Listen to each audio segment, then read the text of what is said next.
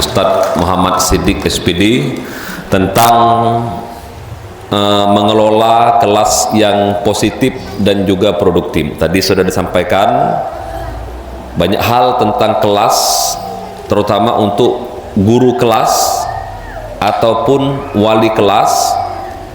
Kelas itu rumah di sekolah, yang memiliki ataupun tuan rumahnya anak kelas tersebut dan ibundanya atau umaknya itu guru kelasnya. Jadi teman-teman, pastikan kelas itu nyaman. Tadi sudah disampaikan, pastikan anak-anak itu menyenangkan ketika berada dalam kelas. Makanya salah satu kebijakan yang di MI itu mengambil pelajaran dari pelatihan di hostel Beston ya. Tahun kemarin kita sudah menerapkan kelas permanen. Jadi kelas mereka itu tidak berubah, cuma berubah statusnya saja. Lokalnya lokal itulah. Kelas 1 sudah selama 6 tahun dia di kelas itulah, cuma berubah status, berubah jadi kelas 2, naik kelas 3 nanti berubah jadi kelas 3. Jadi anaknya tidak pindah kelas, yang pindah kelas nanti guru saja. Itu di MI sudah mulai dari tahun belakang. Artinya nanti wali bisa memberikan bantuan untuk kenyamanan anaknya. Ada yang beli dispenser, ada yang beli kipas angin, ada yang beli jam, ada yang beli wallpaper untuk dipasang. Artinya anak itu nyaman, akhirnya suasana belajarnya ikut terbantukan dan efektif. Nah, terima kasih kepada Pak Siddiq. Termasuk juga tadi disampaikan penampilan guru itu sangat luar biasa dampaknya. Gurunya rapi, gurunya necis, gurunya enak dipandang, sejuk dilihat, misalnya wangi baunya. Jadi kepada guru kelas ataupun seluruh guru yang akan tampil di hadapan anak-anak ataupun santri harus memastikan kita semua adalah public figure yang akan dilihat oleh anak-anak. Kalau kamu keluar dari kamar, ada sekitar 300 mata yang menyaksikan. Jangan sampai mata yang melihat itu terganggu. Abang telan asuk sumbang mengelian, lain di baju, lain di jilbab, ngelik ke bawah lain pula. Nah, berpikir gitu yo sebelum keluar yo, abang bulu mato yo lupa sebelah masang nih. Mungkin nak cepat tadi kan, baru sebelah terpasang, sebelah kok tak sempat dimasang.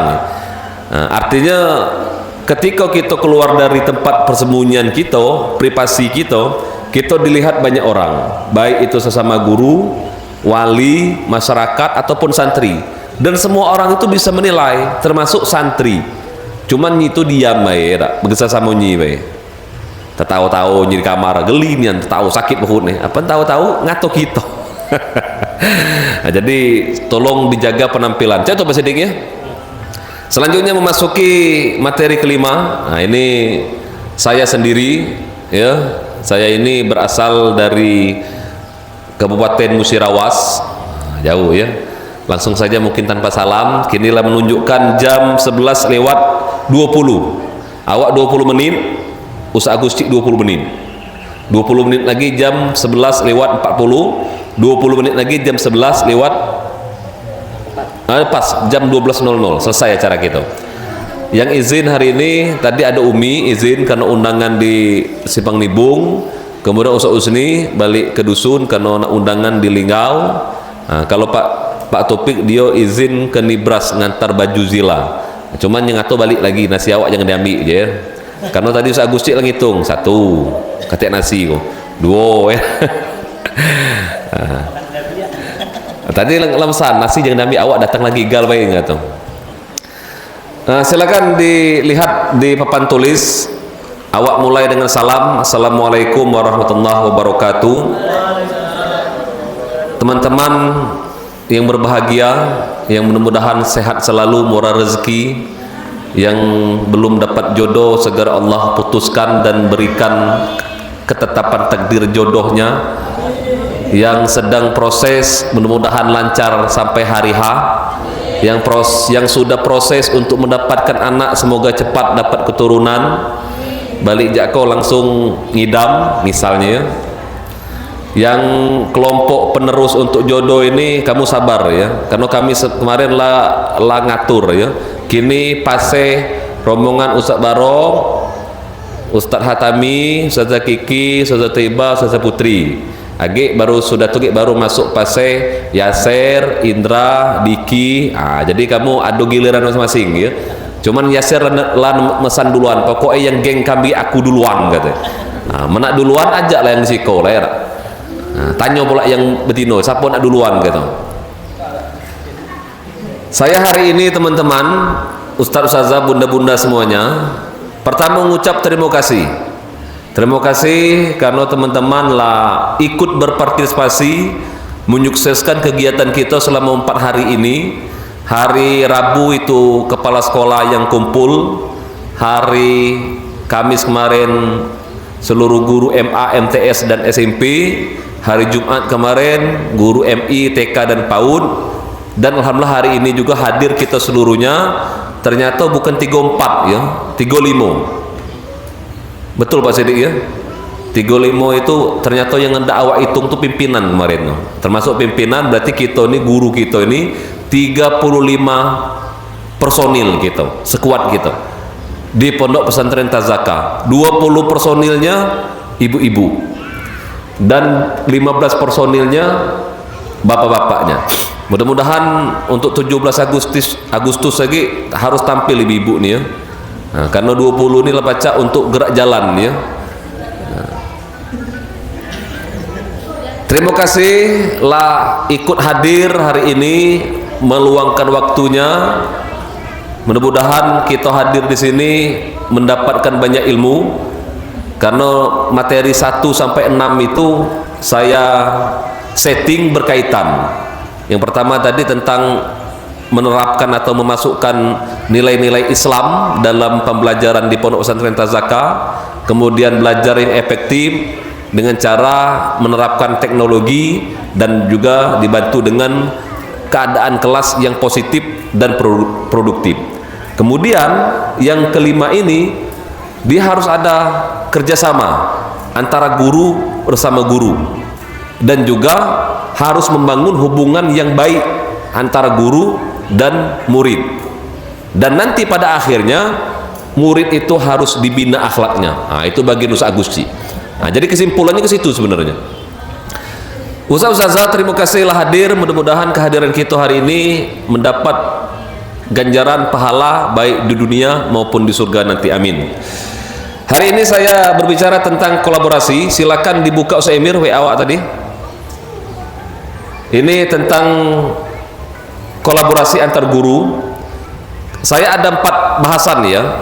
Nanti kolaborasi antar guru, guru bersama guru. Kemudian yang kedua nanti ada membangun hubungan positif antar guru dan santri. Kemudian yang selanjutnya nanti menciptakan lingkungan yang positif. Dan terakhir ini tentang target kita untuk di Pondok Pesantren Tazaka ini apa. Yang pertama dulu, silakan dicatat atau nanti bisa di-share ya. Awal itu duduk dulu 10 menit dulu, 10 menit nanti saya berdiri.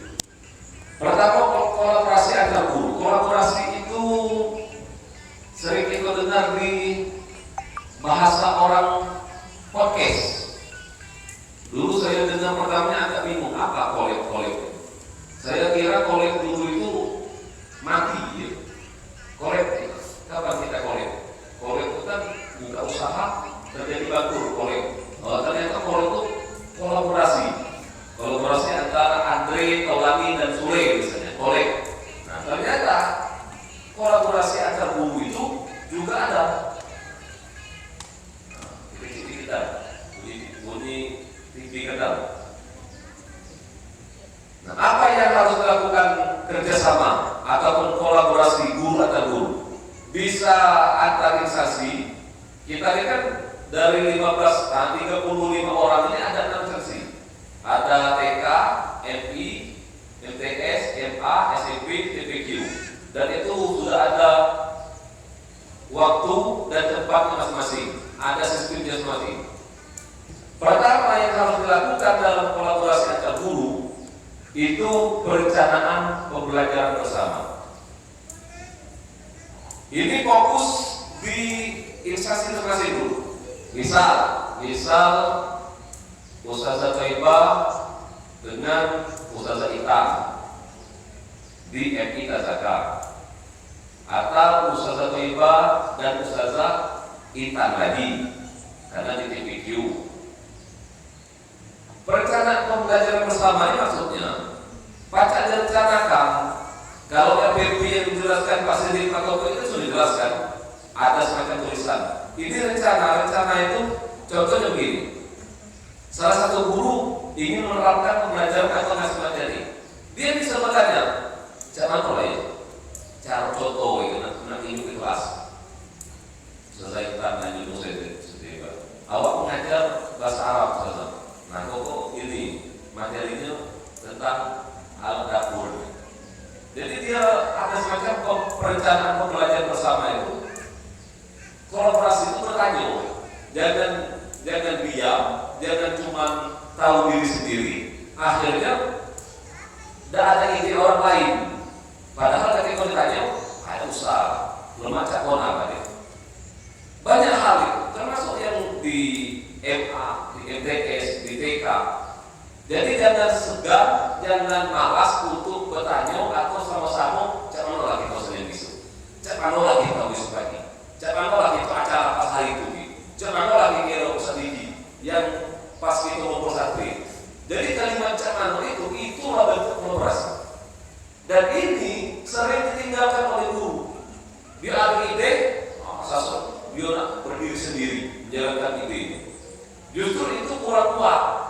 Kalau ada ide, ada rencana, ada planning, itu disampaikan ke tim, disampaikan ke teman, disampaikan ke sekuat, biar semuanya bahu-membahu. Karena pada hakikatnya sukses bersama itu lebih indah daripada sukses sendiri. Jadi kalau kita suksesnya sendiri itu belum kuat, tapi kalau sama-sama itu insya Allah lebih terasa. Syukuran sendiri kan tidak ada kan? Tapi kita syukuran, kita olah doa, kita olah makan, kita olah sambutan, kita lagi yang dipilih misalnya, kita olah tepuk tangan. Jadi syukuran ini bersama-sama. Makanya perlu kolaborasi. Apakah satu orang saja? Tidak. Makanya di sekolah itu disiapkan kantor, disiapkan jam istirahat, disiapkan grup WA, itu bisa dipakai untuk waktu kolaborasi. Disiapkan momen di luar atau gazebo atau masjid. Nah, jadi kolaborasi ini banyak waktunya dan tempatnya. Silakan teman-teman terus berkolaborasi dalam merencanakan pembelajaran bersama. Bisa tidak kerjasama kelas ini kelas 1 A ini Pak saya 1 desa balik guru kelas kelas 1 SD. Nah, itu bisa berkolaborasi. Nanti kita acara materi yang tauhid pas pelajaran itu kita kegiatan debate. Kegiatan apa? Kegiatan demonstrasi misalnya Asmaul Husna, kamu tahu ini kan, anak-anak itu bisa direncanakan. Jadi kolaborasi itu sangat penting dalam hal pembelajaran dan sangat menyenangkan tadi. Kita ini tidak sendiri, kita ini banyak orang yang sekitar kita. Jadi jangan sampai kamu merasa kesepian di tengah keramaian. Harus merasa banyak orang sekitar kita. Makanya yang baru Ustazah Nisa, Ustazah Nadia, yang ini ada cerita, jangan berpikir kamu sendirian.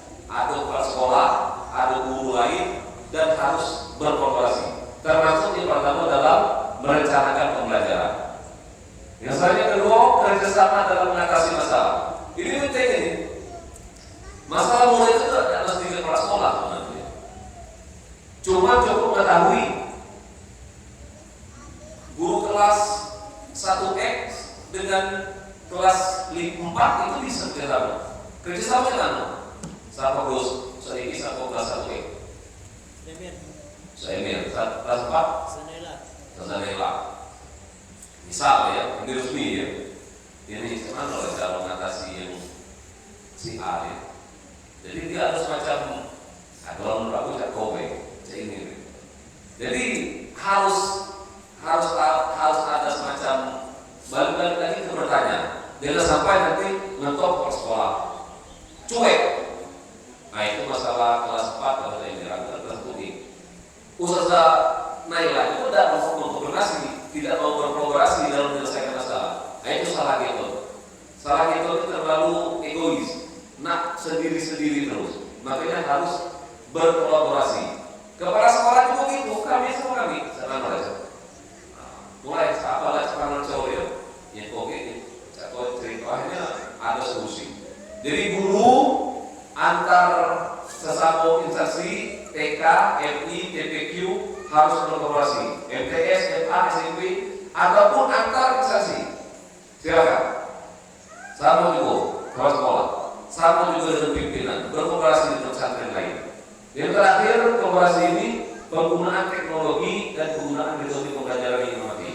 Kalau kamu tidak tahu caranya, bertanya. Makanya kemarin awak minta seluruh guru itu ada video pembelajaran yang itu. Jangan video kita seperti habis, semayang duha, wudhu, ngaji, itu terus keagamaan. Sehingga kegiatan yang bersifat umum, pelajaran bahasa Indonesia, pelajaran di kelas tidak pernah masukkan ini. Akhirnya saya masuk tidak dulu, guru-guru itu buat. Nah, ada yang tidak tahu, dan saya paham itu. Maksudnya itu berkolaborasi jawabannya. Karena sebagai guru mungkin ada yang tidak hobi di IT, yang tidak paham tentang pengambilan video, yang tidak paham tentang pengeditan. Itu kita harus maklumi. Tapi bukan berarti tidak tahu tidak baca, tidak tahu itu, ya kita tidak tahu, cuma harus ada hasil. Itulah kolaborasi, penggunaan teknologi. Pastikan kepala sekolah, termasuk yang bergudurnya seperti Ustaz Yasir, ini harus kolaborasi. Nanti dibuatkan tim IT, kita jadi seluruh guru menghasilkan teknologi pembelajaran yang efektif, yang inovatif. Cukup dengan tata cara, nanti minta tolong berkolaborasi dengan guru yang paham. Jangan malu bertanya. Saya dulu malahan terinspirasi dari TK. TK itu buat video, edit saya Facebook. Cuma waktu itu saya tidak tahu siapa adminnya TK. Akhirnya saya minta, pokoknya aku yang harus mengelola ini, atau akun MI. Karena dulu akun MI bukan aku yang megang, jadi aku tuh tidak tahu apa yang nanti saya. Hanya aku ambil alih akun MI, itu pakai di waktu sehari sekali ataupun 2 hari sekali. Nah, cuma akhirnya TK hilang cerita, tidak pernah lagi share. Nah, jadi yang pemegang akun ini harus yang memikirnya nak nge-share terus ya. Pokoknya aku share tentang informasi lembaganya.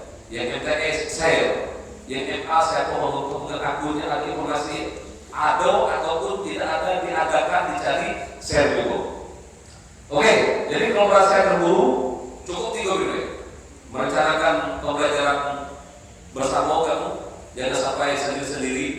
Bertanya kalau tahu, kerjasama dalam mengatasi masalah, ada masalah anak, komunikasi sama kamu, komunikasi ya sama kamu tidak apa lah. Karena awak melihat, kalau ini yang menjelaskan, kamu kan ada nasihat ketika lain. Kemudian menggunakan teknologi, saling bertanya tentang penggunaan teknologi. Terus lanjut, yang ini membangun hubungan positif antar guru dan santri. Pertama, komunikasi dan empati. Komunikasi itu apa?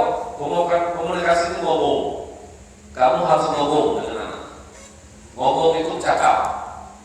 Ustazah, kamu guru kelas ataupun kamu guru harus ngomong dengan anak. Baik waktu resmi itu waktu jam pelajaran atau di luar pelajaran. Jangan sampai kamu tidak pernah komunikasi dengan anak. Tak kenal maka tak sayang. Jadi harus kenal dengan anak. Kalau tidak kenal dengan anak, komunikasi. Kalau tahu nama baik komunikasi itu terkenal, tahu.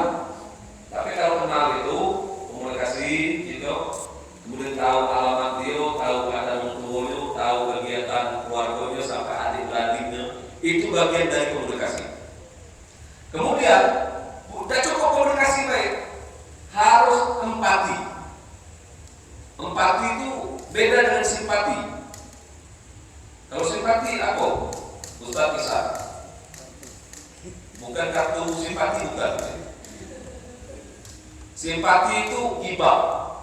Kalau Ustaz Firda ada masalah misalnya, nah, kita merasa simpati kasihan, aku lah tolongkan awak saya 10 juta misalnya. Misal ya. Itu simpati. Tapi ada empati. Empati itu di atas simpati. Bukan kasihan, bukan hibah saja. Ikut memposisikan diri. Asa-asa lah Ustaz Firda juga ya. Ustaz Firda di mulut, nyiki di mulut pola ya, bercucuran air mata. Berarti itu bukan simpati, lah empati. Nah, guru harus ada empati dengan anak. Jadi dia baca merasakan. Misal, saya ini lebih contoh ke MI ya, atau kegiatannya di MI. Ada salah satu kasus, anak itu dia terjadi broken home. Ada kemarin namanya Dika, umatnya selingkuh di mereka. Hanya dia minum baik juga jangan kena mencerana baik nih. Akhirnya dia merasakan ada gejala di sekolah. Di situ guru memahami oh ini masalah. Jadi merasakan empati. Nah, dari situ lain komunikasi dengan empati itu memang keluar dari hati. Ketika kita dengan anak bercakap atau ikut merasakan dari hati, anak itu pasti merasakan menyambut dari hati itu. Makanya Ustaz Saza bercakaplah, komunikasilah dengan anak dan harus ada empatinya, bukan basa-basi. Kalau kamu basa-basi, mereka tuh cukup menerimanya dengan luarnya saja. Tapi kalau bercakap tuh komunikasinya dibarengi dengan empati, mereka menerimanya dengan hati. Kalau kamu nak cari orang tes, apalagi yang muda mono, jauh dari orang tua, yang santri baru, yang baru pertama bisa yang itu. Harus ada komunikasi plus empati. Tidak cukup cuma komunikasi ini, bercakap, nasihat. Jadi kita tuh harus bercakap tuh, ya kita tuh posisi juga, merasakan yang dirasakan oleh anak. Kemudian keterlibatan aktif. Ini membangun hubungan positif ya maksudnya. Terlibat aktif itu banyak berhubungan. Jadi bukan bertemu seminggu sekali, bukan bertemu atau pas bertemu, bukan. Semakin banyak terlibat, kita tuh semakin akrab. Mengapa saya bestie dengan misalnya salah satunya sini bestie kalau cuma bestie ke Ustaz Hadami? Karena terlibat terus. Melangkah mungkin bestie dengan siapa misal? Karena kamu terlibat terus. Jadi sering untuk terlibat itu bertemu itu ada komunikasi, ada empati tadi. Kalau bertemu berbeda arah, cepat menyelesaikan. Jadi kalau hubungan baik dengan santri ataupun dengan siapapun harus terlibat aktif, harus sering terlibat. Awak jangan Said aktif misalnya jalan kelingau, banyaklah cerita pengalamannya, pengalaman misalnya. Kemudian ada masalah baca ya, tolong kan. Karena lah terlibat aktif tadi, bertemu jalan, apapun jalan, tak tahu kita tolong misalnya, merasa menyelesaikan. Agak sulit prosesnya karena tidak terlibat aktif. Makanya guru harus terlibat aktif dengan anak. Apalagi yang di asrama, apalagi yang TK, apalagi yang MI. Jangan sampai anak itu merasa biasa baik dengan guru. Yang terakhir ini yang lebih penting, harus menjadi contoh yang baik. Membaca anak itu dia terkesan dengan guru. Nah banyak kita ini salah tangkap. Jadi kalau nak terkelik dewasa, terkelik atau apa ya, atau harga diri, kita membatasi jarak. Jadi membaca tuh jarang bertemu dengan adik, jarang bertemu dengan santri, jarang mengesah dengan anak-anak. Biar kita terkelik wibawa. Jadi anak-anak itu takut begitu. Kalau jarang bertemu kan sekali dimarahi langsung takut. Padahal salah. Yang tantangan lebih menarik itu kita bertemu terus, bercakap terus, cuman itu masuk dalam hati awak. Cuma kita bisa baik hubungannya, bertemu terus, bercakap terus, duduk sedudukan. Cuman itu sungkan, segan. Malahan itu yang harus ditarget Dewan Guru Ustaz Saza. Jangan sampai salah ambil strategi tadi. Misalnya Ustaz Diki, Ustaz Yasir, sekarang diberi amanah oleh Kiai kepala sekolah. Ada Lagi biar terkait wibawa, mulai menjaga jarak dengan santri. Ini komunikasi jarang, komunikasi sekali dengan arahan, komunikasi sekali arah. Itu saya rasa tidak terlibat aktif ya. Jadi secara chemistry tidak terbangun, tidak besti dengan anak-anak ya. Jadi harus komunikasi dan ikut merasakan empati, kemudian terlibat aktif, sering bertemu, sering bersama kegiatannya, biar terjalin komunikasi emosional gitu, kemudian menjadi contoh yang baik. Jadilah contoh yang baik, jangan kita malahan tidak jadi contoh yang baik. Coba caranya. Nah, tadi sudah sampaikan Pak Sidik tadi, masalah pelajaran di kelas misalnya. Ustaz Usni nyebut pakai teknologi, Pak Sidik nyebut belajar di kelas, datang guru dia jadi contoh yang tidak baik. Nah, kita hari ini tidak belajar, kita nonton nah, nonton sama-sama lagi tidak baik. Kalau nak nonton resmi, pakai metode Usni tadi, disiapkan materi di rumah, cari link YouTube-nya, kita nak nonton apa, kita pakai kelas BLK misalnya. Jadi kita itu secara langsung menjaga wibawa kita. Ketika kamu ngajak nonton jatuh, itu contoh yang baik. Mereka akan anggap pasing ya, belajar tercapai. Aku nonton HP guru di kelas. Seluruh itu, nak MA sampai TK ada boleh. Kalau nak nonton, boleh nontonnya pakai resmi BLK nonton. Ya, kita mau kelima dulu anak-anak dari jadi resmi. Oke, next. Lingkungan positif. Nah, ini untuk guru sama guru ataupun santri. Pertama, harus berbaik sangka. Berbaik sangka dengan siapa? Dengan seluruh yang berada dalam lingkungan tersebut, dengan santri, dengan guru, dengan pimpinan, dengan kepala sekolah, dengan masyarakat sekitar. Berbaik sangka. Kalau kunci berapa? Hidup di mana baik kalau kita berburuk sangka terus tidak akan nyaman, akan negatif terus pikiran kita. Di masyarakat kalau kita tidak berbaik sangka dengan tepi kidau kanan kidau kita, susah gitu. Di kamar kalau tidak berbaik sangka dengan yang sekitar kamar kita, susah juga. Di lembaga kalau tidak berbaik sangka sesama kita dalam ini dengan santri, susah juga. Berbaik sangka yang kunci pertama untuk menciptakan lingkungan hidup, lingkungan positif. Contoh, kalau bertetangga ya, kami itu terkenal akur terus gitu. Pelan kami terkenal akur. Nah, kalau kami berbaik sangka, kita kejar kumpul lah, ya itu sibuk, itu ada gawe, yaitu lagi ada kerjaan. Jadi berbaik sangka itu menyelesaikan permasalahan. Kemudian selain berbaik sangka, menerima kodrat manusia.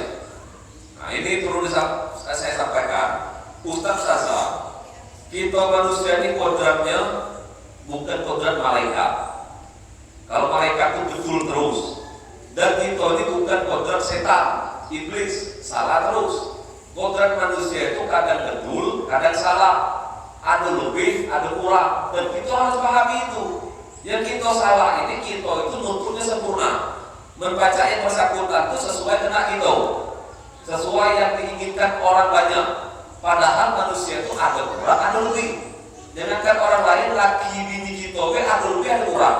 Dan kita udah baca kan untuk sempurna. Cara kita adalah menerima kekurangan dan kelebihannya. Baru terasa indah dan positif lingkungan. Dalam keluarga kalau nak terima lebih baik, nak terima kekurangan, alamat lingkungannya negatif. Dalam lembaga kalau nak nuntut kelebihan baik, seluruh guru, seluruh kepala sekolah, seluruh siapapun yang ada dalam lingkungan itu pasti negatif. Semua kita ada kekurangan kelebihan. Kepala sekolah ada kelebihannya, ada kekurangannya. Guru sesama kita ada kelebihan kekurangan. Dan kita harus tahu itu terima kontraknya. Jadi ketika kita bertemu dengan kekurangannya, ya besolah kekurangan. Dan kita kembali ke nomor satu, berbaik sangka. Dan yang ketiga, tabayun. Nah, ini lingkungan positif harus tabayun. Tabayun itu bukan nuduh ya. Bersabar misalnya. Tadi tidak masuk, waduh. Tabayun dulu. Yang tidak tabayun itu yang bahaya. Dari kelas 6 tidak masuk, sabar. Akhirnya dimulai. Kau lah 7 dengan sabar. Ayo Mereka kata bayu, ayo tadi kan sakit bangun kan, langsung ke dado, untung tidak mati. Nah wajar kalau tidak masuk kelas, nyiki hidup untungnya waktu yang tadi melewati masa-masa kritis tadi. Jadi tabayun itu penting. Baik kepala sekolah ataupun pimpinan ataupun sesama guru. Karena sesama kita ini jangan sampai yang terjadi yang namanya toksik. Nah, ini kan kebalikan dari lingkungan positif itu toksik. Kemarin sempat viral di Facebook, lingkungan toksik, resign, mengundurkan diri. Pelan mengundurkan diri karena di lingkungan sekolahnya toksik. Ada geng-geng. Tentu geng itu tulah geng berempat, lima. Penduduk itu mulai kacau ini. Nah, kita ini tidak ingin lingkungan kita toksik, walaupun memang ada instansinya, makanya di akhir ini kita menyatu. Kita ini satu keluarga dan harus tabayun ketika ada masalah. Apakah nanti ada masalah? Pasti. Kita kan bersama terus. Pasti ada masalah, ada mungkin kita pasti masalah. Yang tidak pernah masalah, kita dengan orang yang tidak pernah ketemu. Misalnya kita dengan guru Al-Zahar, guru Arisala, itu tidak mungkin bermasalah. Jangan ada masalah. Bertemu beda. Berarti yang masalah kita ini sesama kita. Karena apa? Karena kita bertemu. Pasti ada selisih paham, pasti ada main kata-kata, pasti ada yang curiga. Disitulah perlu tabayun. Biar apa? Biar positif lingkungan itu. Apakah di sekolah-sekolah di sekolah lain bukan, di masyarakat juga, dalam keluarga juga harus tabayun. Tanyunya kan tadi asokku, pada ajabku pelak. Ya, tanya lagi, kadu, mana salah, kadu. Jadi perlu tabayun perlu. Dan orang itu banyak gengsi tabayun itu. Padahal tidak sulit tabayun. Nah, nanya, apa dia letak konsulit? Itu baik. Oh ternyata kamu tuh kadu pernah kumpul. Oh itu baik sudah. Kadu sudah pernah kumpul. Ya. Lanjut. Dan habis waktunya. Aku habis aku sih. Ini target ya. Nah, 47. Wah, nggak lihat ya. Target terakhir, ini target kita bersama. Dari kesimpulan ini ada targetnya satu. Santri dan guru harus dapat ilmu. Kita sangka ini santri dan guru harus dapat ilmu. Kalau dia dipraktekkan dia dapat ilmu. Yang kedua, santri dan guru percaya diri dan bangga. Kalau dia nggak dapat ilmu, santri tadi. Kalau guru tadi nggak dapat ilmu. Yang kedua, santri dan guru itu punya percaya diri, pilih dan bangga. Bangga, adalah ilmu dan bangga. Ketika dia percaya diri dan bangga, yang ketiga, santri dan guru itu tidak pintar, itu targetnya. Tidak pintar dan terus nambah. Santri baru setinggi, SR, MMTS, MI, TK, SMP, jangan pintar. Pokoknya jangan pintar. Target kepala sekolah itu santri jangan pintar. Ketika tiga itulah ada santri tenang yang disampaikan Pak Sidik tadi, banyak yang disampaikan. Guru ilmu dapat, santri dan guru percaya diri bangga, pasti yang tiga ini tidak pintar. Malahan pintar kate, yang pintar sekolah banyak.